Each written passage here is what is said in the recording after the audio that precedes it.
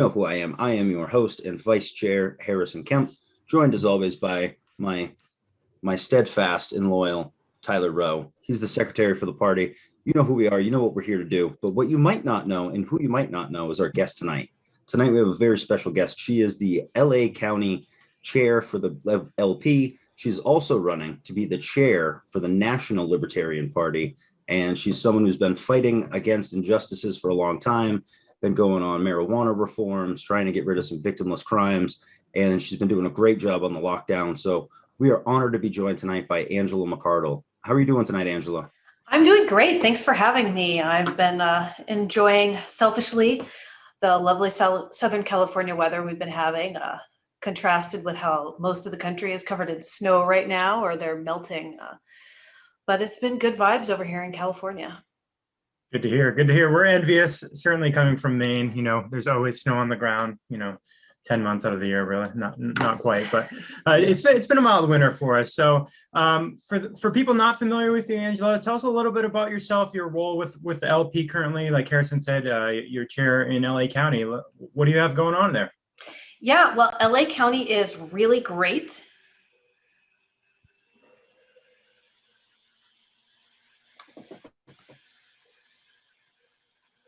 Sorry, that was a little weird. I hit the share button for you guys and it gave me all the noise. For LA County, though, it's really incredible. We have got, we've got this backdrop of this hideous lockdown, and there's multiple layers of it, right? So we've got Gavin Newsom at the top of the state doing all kinds of, creating havoc and keeping us locked down as much as possible. And then we've got the LA County Board of Supervisors just putting the lockdown orders on steroids. And then we've got Eric Garcetti, our mayor, bringing his own level of clown show and despair to it. But in spite of all of that, it has really woken a lot of people up, and it's been really incredible. So we have had a lot of new joins in LA since. We've had people who have been, just sort of on the fringe of the party really activate and join with us downs. We've had speakeasy events. We've had people get more interested in libertarian philosophy and just more engaged in public policy and really awake on so many other issues. And the lockdowns, as terrible as they are, they've really been the gateway drug. So that's some of the stuff that we've been doing in LA. In spite of the terrible political atmosphere, I'd say that there's sort of there's a message of hope, and there's a good core group of people fighting against it, and it grows every single day. Yeah, well, out of all the drugs, the gateway ones are by far my favorite. So you have been, I just kind of want to talk about this a little more, because you guys are really doing some great stuff out there in LA. You've got 11 million people in your county. That's about 11 times as many as we have in our state. Right. So, you guys are much more jam-packed. You're feeling the effects of this in a way we just aren't here. So it's great to hear that these lockdowns, there is a silver lining to them, that people are coming out of the woodworks. What are some of the ways that you guys have really been reaching out to those people to bring them in? What are some things we can emulate? Oh, we've been doing small business outreach. So one of the things, I'm involved in the Mises Caucus too, and there's a California Mises Caucus. And I'm very lucky in Los Angeles, we have a lot of people in the entertainment industry. So we have almost like an LA Mises Caucus as well that works with the LA County and then works with other organizations. And so we kind of all glommed together, LA County, Mises Caucus for California, and then like adjacent activism groups. And we've been working on these anti-lockdown videos. So we find other businesses and people who have been hurt by the lockdowns in social media and through just networking. And we reach out to them and say, hey, I heard your restaurant is closed down. You've been speaking out about it on social media. You're in these groups. Could we talk to you about it? And every single time someone says, yes, they really want to be heard. So we set up a professional film crew to go out and interview them, and we just let people tell their stories. And that does a lot for us. Obviously, we share their story. It gets out the message that lockdowns are hurting people's lives. For the small business owners and their family and their community, it says that libertarians really care. Like they are doing outreach, they're providing a platform for us, they're getting our message out, and they're trying to save our communities. And then it kind of grows, right? So we have these people who are doing the videos, and then they reach out to maybe some kind of liberty closeted or liberty friendly coworkers of theirs, and they say, hey, it's LA, we got to kind of toe the line politically so we don't lose our jobs, but I'm working on this project on the side. Would you be interested? And now all of a sudden we're growing our core base, because surprisingly enough, there are a lot of closeted libertarians in deeply progressive LA entertainment. So all of these people are now saying, yes, I want to be a part of that. I want to help people, don't put my name on it, but I'll do your editing. I'll help hold your lights. I'll set up your camera. So we're growing in so many ways. It's been really amazing. And I highly recommend that other state parties, caucuses, whatever it is that you're involved in, that you try to emulate these projects, because they're really great community building exercises. Yeah, and if I'm not mistaken here, the lockdowns are what really made you decide it's time to run for chair, and especially so early. You declared what, 7-8 months out after the last election, but you're just seeing what's going on at national. So can you tell us about what you're seeing, what you don't like, and what we should be doing that you're going to do to fix it? Absolutely. I think that we need really bold messaging. And it was something that I'd been on the fence about for a while. Like, do I want to run for national chair in the future? Let me think about that. Maybe I should do this or that. Like, I really love LA County. For those of you who don't know, LA County has like over 240 dues paying members. That's not counting people when they lapse for a few months and they're still involved. Like, we're very huge. I think we're bigger than most state parties. But I was so frustrated by what was happening at national, the failed messaging against the lockdowns, and not seeming to be oriented towards anything, not having strong messaging. Like, maybe we've got a top 2 or 3 issues and we're going to push on that and help the state parties and incorporate their messaging. I just didn't see any of that happening. And in response to that, I saw people saying, I don't care about the National Party anymore. I'm going to rip up my Libertarian card. The Libertarian Party is meaningless. It's a stupid LARPing party. It was so upsetting. I felt like I should say, guys, why don't you hold on? Can you hang on for a year and a half, and let's fix it together. Let's see what we can do, and I'll help you. I'll take on, like the most unappealing part of the project, which is the figurehead that gets hated on and takes all of the abuse. But if you'll help me, I think we can do this. And so, I don't like to think about how the National Party it's boiled down to social media accounts, because there's so much work that goes into it. But the reality is that if you're new to libertarianism and you heard about it from a friend of a friend at dinner or on your Zoom call or whatever, and you go and you look it up because you're intrigued, the first thing you're going to see is not your state party. It's not whatever. It's going to be just Libertarian Party. You're going to see the National Party, and you're going to look at their website and their social media. And if you're mad about lockdowns, and if you're outraged, if your life has been practically ruined, you've been driven to the point of bankruptcy, you've had someone close to you commit suicide, all these things that could be affecting you, you go to the national page and you see that there's no strong messaging about it, you're not going to take us seriously. And that's why I think that messaging is so important. There are plenty of other things at the national level, though, that I think could be done better as well, and that I would definitely work to see those things improved in a way where they would be lasting, meaningful changes, not just headhunter, run in, disrupt everything, fire a bunch of people, start over, have everyone resent you, and have it fall apart in 2 years. Because that is sort of the vibe that I get when we see new people elected at the national level. And I'd like to avoid that. I don't like when a new person comes in, has no regard for anything anyone else has said, tries to implement something new, and they're completely out of touch. That hasn't worked at the state level. I'm on the California Executive Committee as well. So it doesn't work at the state level, and it doesn't work at the county level. It doesn't work in any organization. So I'd like to see some meaningful changes take place with regards to membership, with regards to our budget. Our budget is not very healthy with regards to how we do fundraising. And what's really important to me is that the National Party has a better relationship with the state parties. I'm not sure what the vibe is with Maine and national, and I don't want to put you guys on the spot, but there are other state parties that are not happy with national, and they feel, disconnected, rejected, all kinds of, negative things. And I really like to see national work for the state and the county affiliates as well, because we're the boots on the ground organizations that are working to fundraise and, make national campaign volunteer, make all of that stuff happen. Yeah, that's great. I mean, we here in Maine, we're right now, unfortunately, we're kind of non-consequential. So we don't get as much help as, say, California or Texas, Florida, one of the big states would.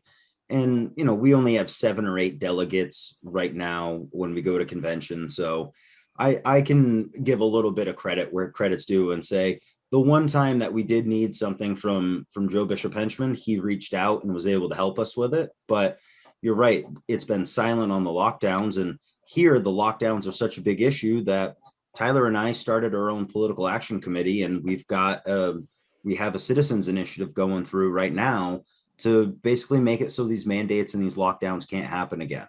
Yes. So I definitely appreciate your frustration with that. And I think that's something everyone needs to do, is just make the lockdowns the #1 issue.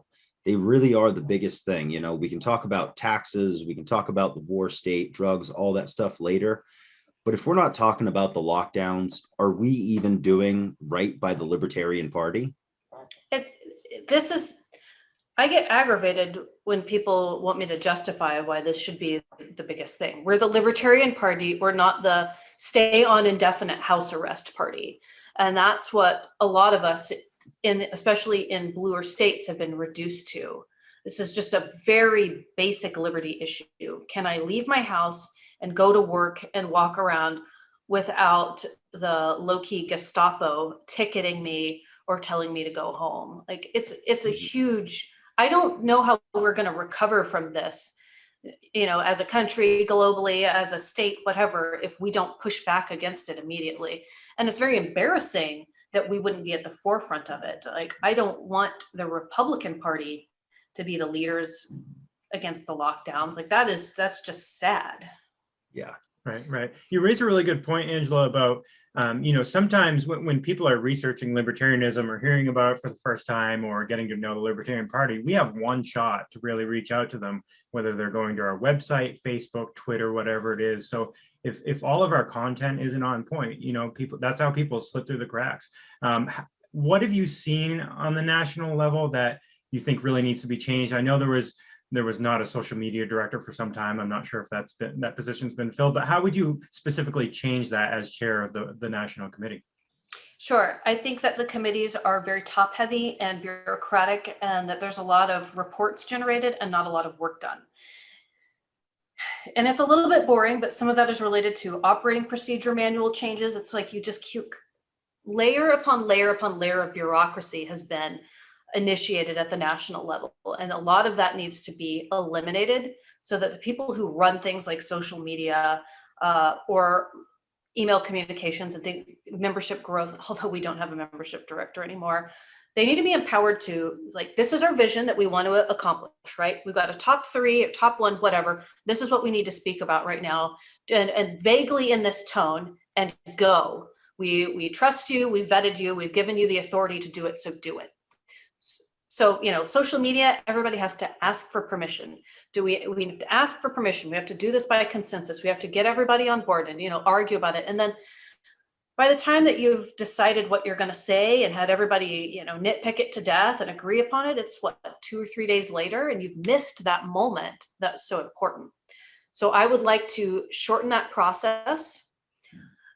As the person in charge, I would like to be less in charge and empower the other people who are on the board and who are running committees to just like, you know what, we've all vetted you, we've agreed you, we trust you, do it, do the thing,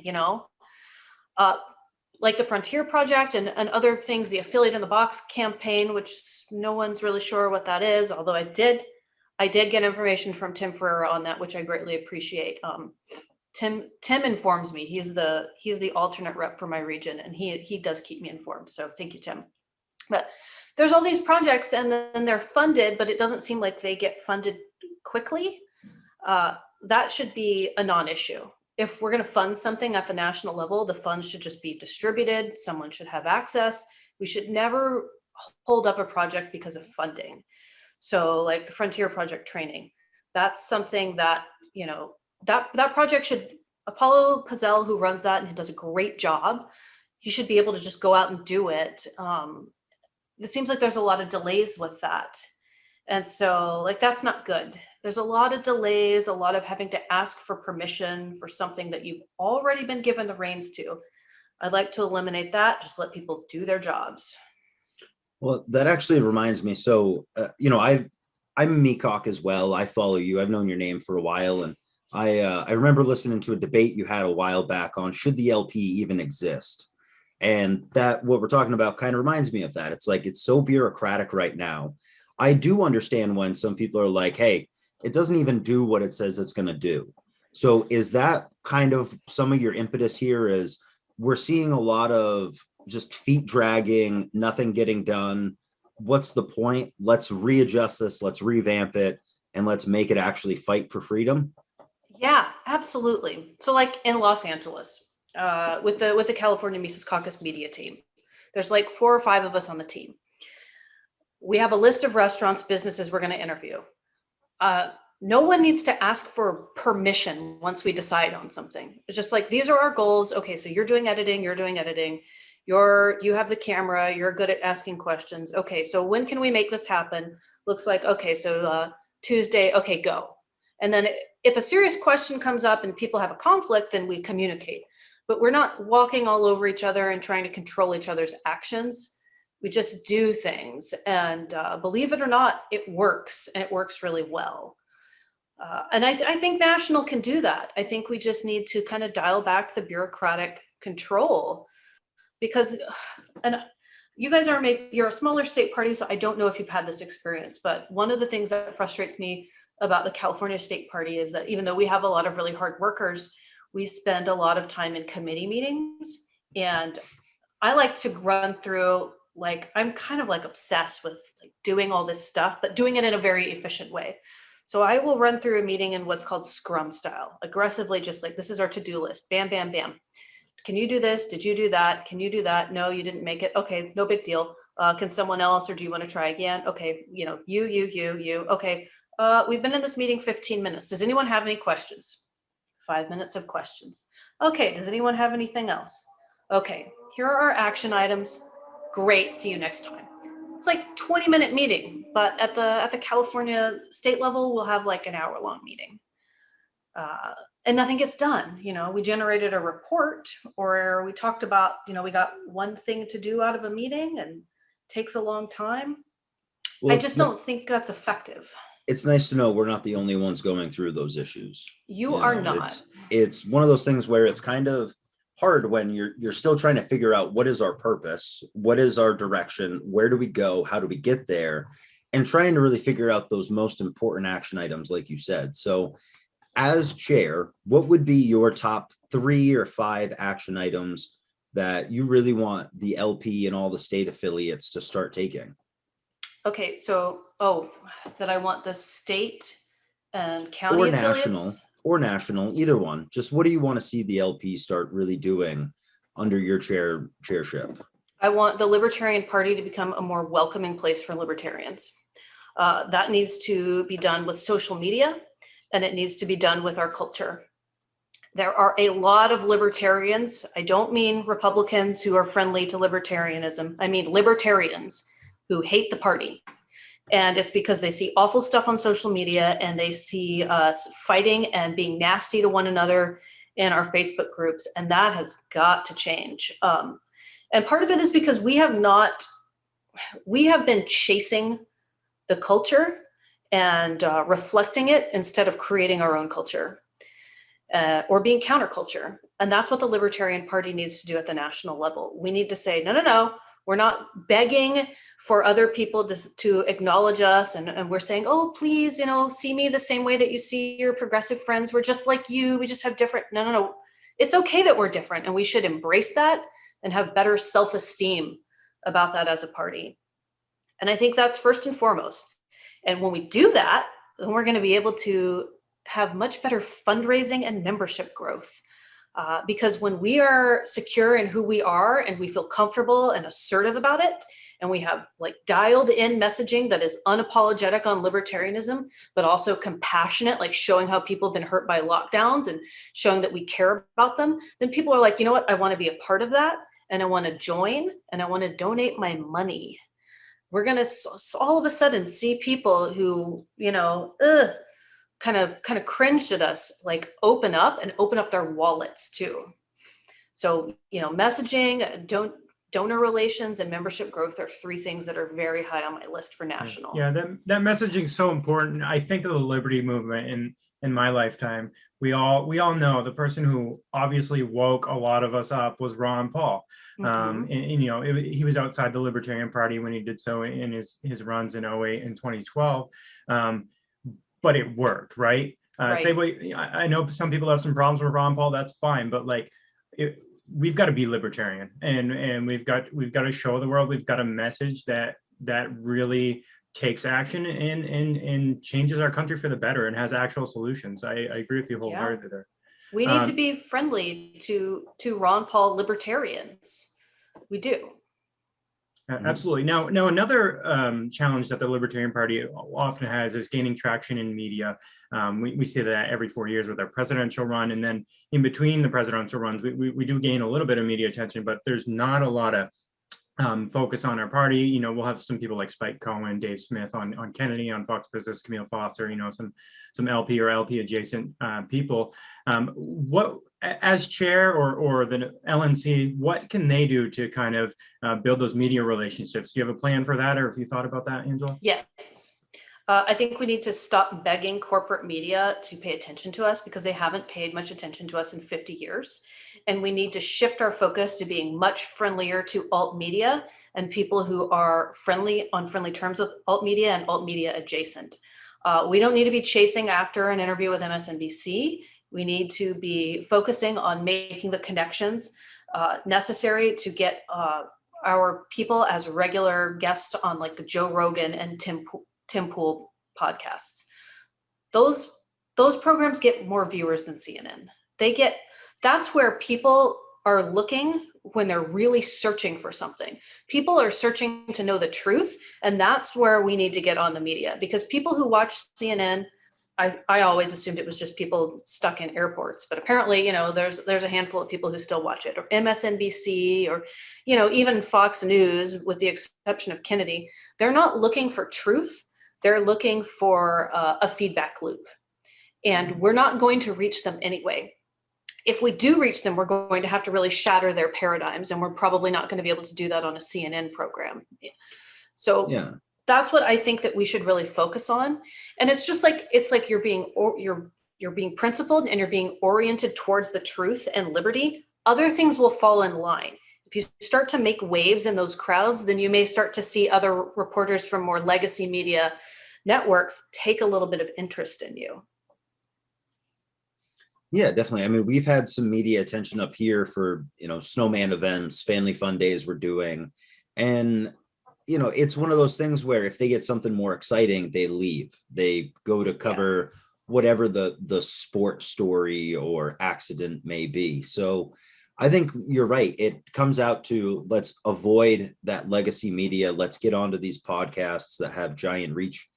This interview, for instance, is going to get 1,000, 2,000 views somewhere in there by the time it's done, and so when you think about that, you go on to Tim Pool, he's got 100,000 people watching live. You're reaching way more than you're ever going to reach on one of those big names. And you're not talking to empty chairs at the airport. So absolutely, I think that's a big thing. Now, when you do get a chance to talk to the media, like right now with your position in LA County, I'm sure you have a chance to talk to the media. How do you, what is your experience with the relationship with them? Once you start saying these ideas, and especially when you ran for, it was Congress, right? Yes. Yeah. So what was your experience like? I have a good relationship with the local media, actually. So when I ran for Congress the first time in 2017, it was an absolute circus, because there were like 26 people running, counting write-ins. And we all got interviewed by the LA Times. And I tried to be more polite and accommodating, and I thought that that would get me more interest. And I realized that was a mistake. I still got my picture in the papers, I got included in debates, but it didn't gain me a lot of interest. And that was the wrong thing to do. In 2019, I was contacted by local media to give an opinion about the straw ban, and I got to be on what's called Spectrum One News. It's like the local version of CNN. It's hardcore progressive. And I just went in like pretty like aggressive and kind of bombastic and making jokes about sea turtles and how straw bans weren't helping anyone. And that wasn't the real problem with pollution anyway. And I didn't pull any punches, and I got invited back. So it turns out being more interesting instead of being safe is the way to go. And they did another follow-up interview with me in April when I hosted a really big anti-lockdown protest, like the first big one at City Hall. And there were like 750 people there. So they saw my flyer online. And at this point, I've established a relationship with them. And on my flyer, I said, wear a mask to avoid police detection. And that really triggered them, because this was at the time when the masks, it was still a controversy and people were like, should we, shouldn't we? I don't know. And they interviewed me, and I gave all of the really left-leaning, compassionate talking points for why lockdowns are bad and how they hurt people who are here undocumented because they can't collect unemployment, and how insulting the whole thing was, and people who have disabilities, and LGBT people who have now lost their jobs and they're moving back in with unsupportive families. I just hit every leftist talking point, and they gave me a lot of pushback. It didn't matter because I was well received. And then they asked me, like, at the very end, they tried to do a gotcha question, and they said, did you really tell people to wear a mask to avoid police detection? And I just said, yes, absolutely. The police should not be profiling protesters. And they were like, oh, and that was it, thanks, good night. If you just go in and you just don't apologize for being libertarian, I think that you get respect, and you shock people, and you get their attention. And that's what we should do at the national level. That's what we should do at the state level. And certainly that's the success I've had at the county level. Yeah, that's great advice. And I think it's something all of us need to hear, is how are we going to, if we're just a little bit different than the Republican Party or the Democratic Party, why are people going to be interested in us if we don't have a lot of members, if we don't have the ballot access or the candidates running? Yeah, that's a great reminder to us and to all of our members, is to be unapologetically libertarian. Right. Yes. And like, if, like you guys are saying, if you go out there and you just tell someone like, oh, we've supported gay marriage before the Democrats did, they'll be like, oh, that's cool, but the Democrats do, so I don't really care about that. Like, Right. I'm not concerned about the timeline as to when who supported what. So we need to be out there doing the things they support now. Yes. And so, up here in Maine, we have not really a lot going on, just because we don't have a lot of manpower to get stuff done with, but we've got some really big tasks ahead of us. So I guess the question would be, as chair, what would be some things that you would do for like states like us, where we're not big states, we don't have a lot of money coming in of our own? What could you do to help us get that ball rolling so we could be self-sufficient? I think that the affiliate support committee should get, what do you need help with? What are the issues in your state? What are the hot button items? And help you craft campaigns around that, and help you understand, maybe what, so I don't know if you guys have CRM or if you're able to pull voter data registration and all of that. Maybe a little bit of help with how to utilize that. Is the NRA a big thing in your state? Is there a controversy with Gun Owners of America? And teach you how to go out and sort of grassroots lobby with some of these organizations so that you can actually get membership and funding to do things. And to help you sort of get through the awkward struggle in the beginning. There's a ton of work you need to do, right? And you've only got so many people, and you've got a lot of opportunities, and it's kind of overwhelming. So like, you have to sort of blow everything up and look at the big picture, and like, these are all of our opportunities, these are our weaknesses, these are our strengths. We can realistically manage accomplishing 2 major things this year, not even 3, 2. What are those? Let's dial in. Let's help with some leadership training on how to accomplish A, B, and C, and let's go for it. And that might sound like a little theoretical or abstract, but that's what I do in LA. And I think that that's what an effective leader with a good team does, is you create something that you can replicate on a smaller scale, because our organization should be scalable, and we should be able to share that knowledge base with you. Like, it's not just, oh, here's our, a link, we can hook you up to our website, we can give you all these tools. Because if you don't know how to utilize them, then it's all meaningless and worthless. You have to be supported until you can really get up on your feet and get running. Yeah. One thing that I find lacking with the whole LP structure is there doesn't seem to be a lot of that knowledge sharing. Again, we're a very small state. We have minimal activists in fundraising. A lot of us are really green. It's new in the last several years or past year for a lot of us, even in leadership. Is that something unique to us? Is there something that Nashville can do to fix that type of problem? So there is an exchange of knowledge. How would that work out in your ideal world, Angela? I think that, well, I can't even give you the URL because it's unremarkable and I can't remember it off the top of my head, but there is a link buried through the LP National website, which is not very user-friendly, that has like some branding and organizational structure information and sample executive director position, things of that nature that the state parties could use. And I've looked at it, I've combed through it, but making that more accessible or just sending it to you whether you need it or not would be a good step. 50 states is a lot to do one-on-one interaction with, but I mean, I was the secretary of the California State Party for a year, and I had one-on-one interaction with almost every single affiliated county. And there's a lot of counties in California. I think there's at least 30 counties that I interacted with on a one-on-one basis, and I'm just one person.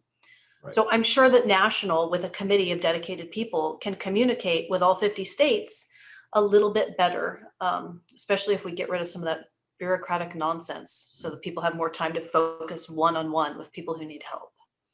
Yeah, definitely. And hey, if you're watching this on Facebook, make sure you go ahead and ask Angela your questions, because here in about 5-10 minutes or so, we're going to shift over to audience questions. So if you have any questions for her, this is the best time to get them in.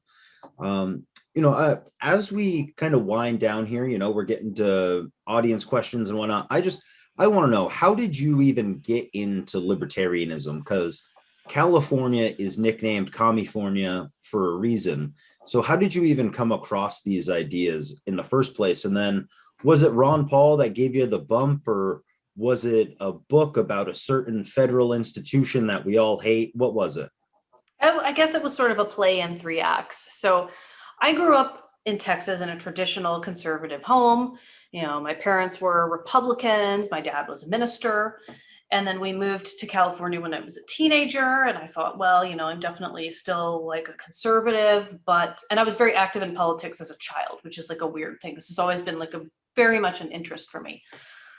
So I remember having a conversation with someone when I was about 17. It's just like an older like rocker guy in the like punk rock community, and telling him, no, I'm conservative, but I don't care that much about like weed. I don't think my friends should go to jail for weed, obviously, or I wouldn't be hanging out with them. And I don't really care about gay marriage. That seems kind of like stupid. Like, shouldn't conservatives want gays to get married if they're conservative? I don't know. It doesn't make any sense. Who cares? And he was like, well, you sound more like a libertarian. And I thought, oh, okay, well, what's a libertarian? That's more like it's like conservative, but not, but I was like, okay, cool. Then I'll just be a libertarian. So that was the first one. Right. And then I read The Creature from Jekyll Island by G. Edward Griffin and got like obsessed with the Federal Reserve and how all of that works. And that just like completely imploded my worldview. And I was like, wow, like government, it's not just this thing that like I don't like because I'm a libertarian or a conservative. It's evil, and it's like it controls everything far more than I thought it did. So that really like gave me like a psychological awakening. And then when I saw the Ron Paul presidential campaign kick off in the Ron Paul revolution, I thought, wow, like I'm not the only one. There's this huge movement.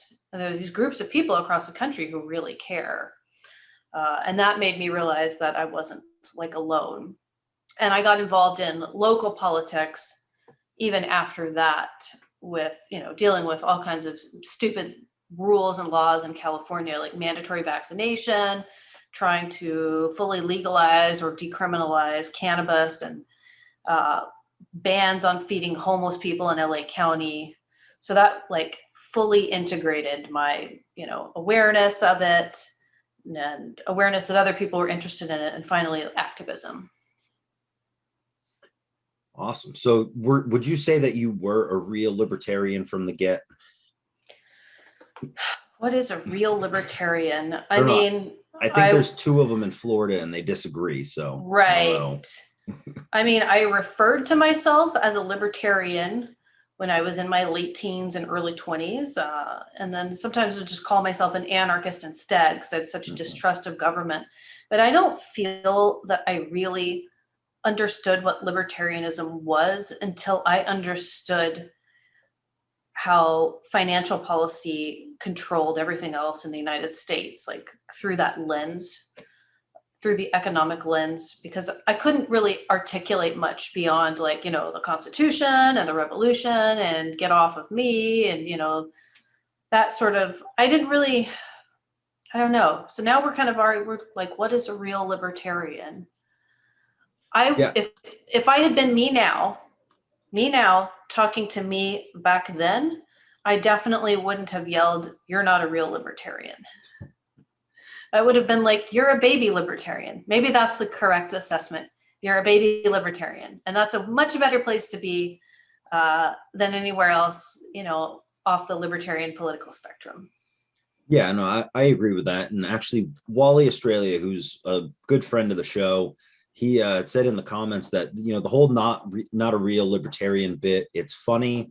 People like us who've been in it for a while, we get the joke. But when you're a new person, it can be very off-putting.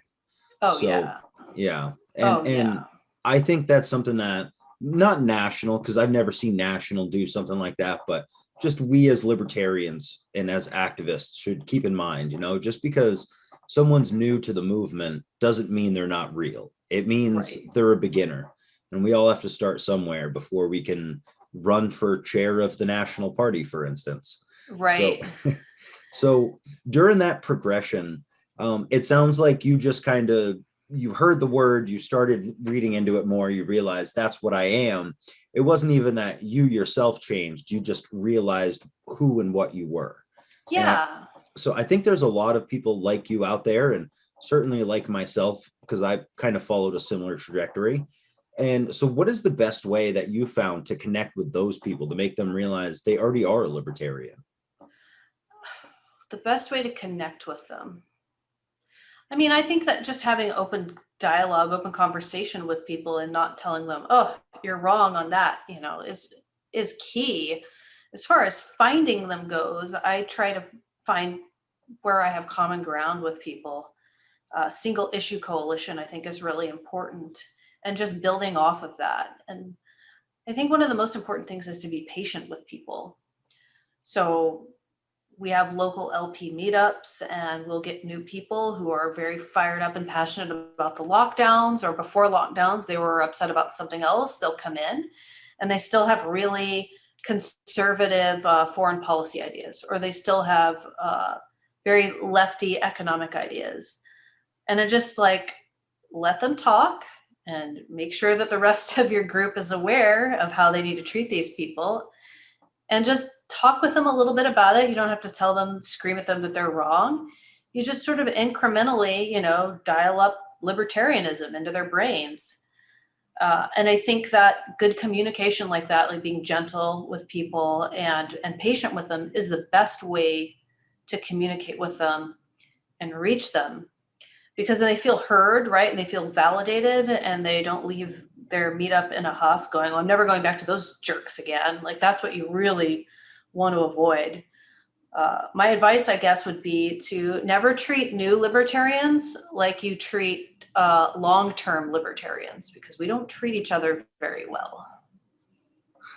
Yes, we definitely fight more than any other group amongst ourselves. And that's why I always find it funny when someone tries to pick on me for being a libertarian. I'm like, look, I am battle tested already. You know, my own friends pick on me for this stuff. So yeah, Angela, we've had a lot of influx of new people being interested, at least in the Libertarian Party. We've seen that nationally and locally. In a short little soundbite, what is the Libertarian Party in 2021, and what can people who are new to the movement expect from the party in the coming years? The Libertarian Party is a movement that values your personal and economic freedom.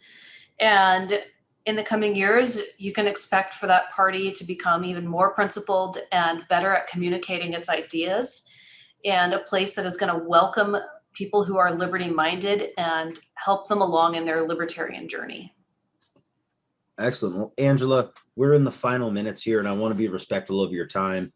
So I'm going to give you the one last chance to just kind of tell people why you should be chair in 2022, why they should vote for you, you know, why our 8 delegates should go to you, and then give us your plugs. Where can we find you? What's your YouTube? What's your Facebook? All that kind of stuff. Sure thing. Well, I'm running for chair of the National Libertarian Party because I want to see the party become more libertarian. I want to see it become more effective, and I want to see us utilize our financial resources and our manpower a lot better. And it's really important to me that we have a better dialogue and relationship with our state parties, even especially maybe our small state parties, because they probably need the most help. If you want to know about my campaign and the conventions that I'll be traveling to, you can check out my website, angelamcardle.com. I've also got fundraising links there to help me get to conventions so I can see as many delegates as possible.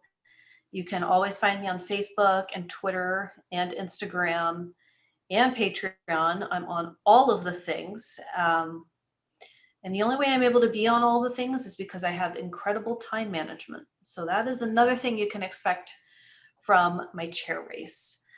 I would say that for anybody who has any reservations about me being unfriendly to caucusless libertarians or pragmatists or people new to the party, you can go look at my years of activism in California and the leadership that I have demonstrated at the Los Angeles County level and how well I work with everyone, and that would put any of your concerns to rest. I want to make this a party where we really do focus on libertarianism and that we bring all of ourselves up together as we accomplish our goals. Excellent. And as usual, the last question we have on the happy hour is, what is your favorite alcoholic beverage? Oh, geez. I don't drink alcohol, but I'm a total enabler. I drink vitamin water. But I usually take bullet whiskey with me when I go to a party. I'm a good party guest. There you go. You can come to any party of mine if you're bringing whiskey.